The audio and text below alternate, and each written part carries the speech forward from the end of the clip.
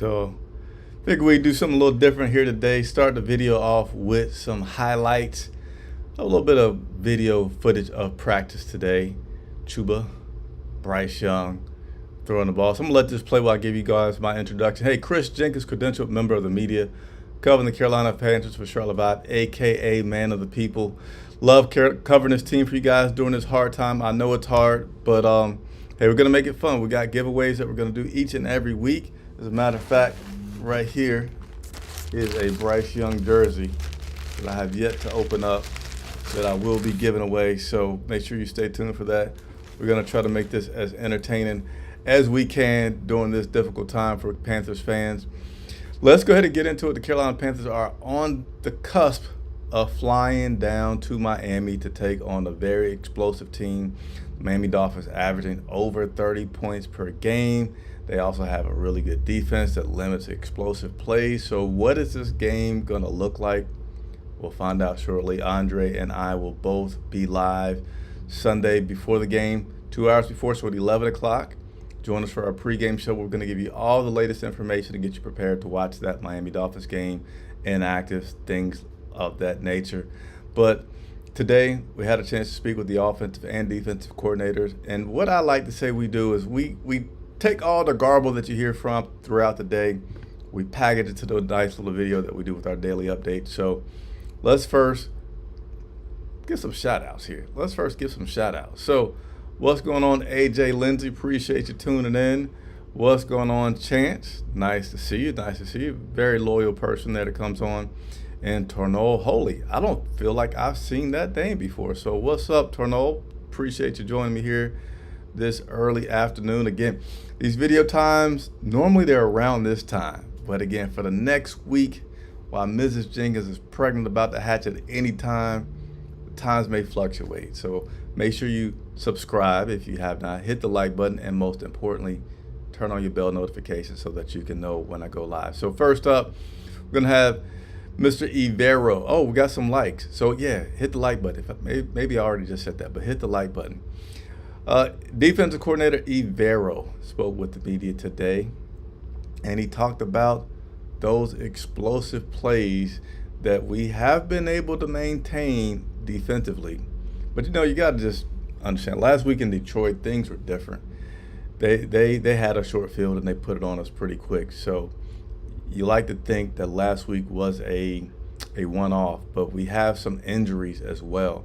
And I should have led with the injury report because it is a very long one. So just stay tuned, short videos. I'm going to go to the injury report in just a second. But he said the explosive plays really felt like it was something that could get fixed. And they just weren't ready for the Lions, both as a coaching staff and as players. So they got to do a better job getting these guys ready, scheming and game planning for that. So no doubt a very tall task in doing so against the Miami Dolphins. Also, he spoke on Jeremy Chin. He's a guy that we have not seen a lot of action from this season. He's been this guy that just kind of been moved all over the place. Like, where is the best place for Jeremy Chin? Right now, Ivera says the big thing with not seeing Jeremy Chin is he's really best on our nickel and dime packages. That's when they have 4 and 5 DBs on the field, and they just haven't been in too many of those situations because on first and second down, they get all these yards. Teams don't have a lot of third downs against us, which will be highly tested as the Carolina Panthers take on one of the most explosive team in the NFL with the Miami Dolphins. So we'll wait and see. But those are 2 takeaways from Ivero's time with the media today, defensive coordinator. So let's switch gears and go over to Thomas Brown, offensive coordinator, who I had a chance to meet last week in Detroit. When I say meet, talk to one-on-one for a split second. And I'm not saying a big, long conversation. So let me clarify. I had a chance to shake his hand and say, hey, Chris Jenkins, Charlotte Vibe, nice to meet you. That's it. All right. I don't want any rumors out there to get started from what I say. So I'll go ahead and be very specific. But nevertheless, Thomas Brown pointed out something that I honestly had not seen, and so I want to point out to you guys. He said one thing, we are making some improvements. He said one of the things that we're improving on is our third down conversions. He said, this is what he said, I think at the beginning we were like 5 of 6 for our third down conversions. They may have been, but they finished the game out with 50%. So if they were 5 of 6, that's not good. That means they went bad after that. But nevertheless, they did 50% on third down conversions. They were 100% on their fourth down conversions. Red zone, they scored 75% of the time that they were in the red zone, 3 of 4. So that was pretty good. On the flip side, Detroit was 4 of 4 for their red zones, and yeah, they outscored us. So he said they're making progress in certain areas, but they need to make bigger progress in areas where they beat themselves, such as those penalties that they can control the game, the pre-snap penalties, and other things like that. Interceptions were really just too much for them to overcome last week. I also spoke about my man Laviska Shenault. I say my man Laviska Shenault because I like this guy. I like how versatile he is. I like his personality. I feel like he's a guy that we need to figure out how to utilize a little bit more. And he said something that I've seen. He said Laviska is the most effective guy at creating their own for the offense. He can create for himself. He doesn't need all this blocking. He can run over a guy. He can break some tackles. So they need to figure out more ways to get him on the field. He's been doing good. He's been getting some good runs. He's a positionless player, though, for them. He said they play him at all 3 positions for wide receivers and getting a lot of time at the running back. So for me, I feel like it's going to be an uphill battle for sure playing against the Miami Dolphins this weekend. But maybe with Sanders looking questionable this Sunday, Laviska having more chance back at the running back, that he can show his prowess as a running back, but that Thomas and Frank get him more involved as a wide receiver as well. I feel like if you can get him at both spots, wide receiver and running back, and you got to get just a little bit more pressure downfield. You don't have to throw the ball 30 yards, but you give me some 15, 20-yard completions and attempts, a fair amount, then you can leverage Laviska and maybe with the time of possession, which we're really good at, give yourselves a chance to win this weekend versus the Miami Dolphins. All right, let's go ahead and get into this injury report, which is huge, huge, huge, huge. Let me see if I got it up here properly for you. So here we go, injury report for this week. So we have some changes to this injury report that were different from the injury report yesterday. For one thing, it's going to be a longer report, but let's go ahead and get into it. Miles Sanders did not practice with the shoulder. I don't feel like Sanders is looking too well to go this Sunday. But you got Miles Sanders on that list again. You got Xavier Woods still dealing with that hamstring, did not practice. Chandler Zavala dealing with that neck. And then offensive tackle Taylor Moton. Yesterday he was limited in practice. Today he did not practice. Well, with dealing with that knee and also needing some rest. You have your guard Calvin Throckmorton still dealing with the calf, limited in practice. You have guard Austin Corbett, limited in practice with that knee. And tight end Steven Sullivan with the hip. He was a full participant in practice. Now yesterday he was limited.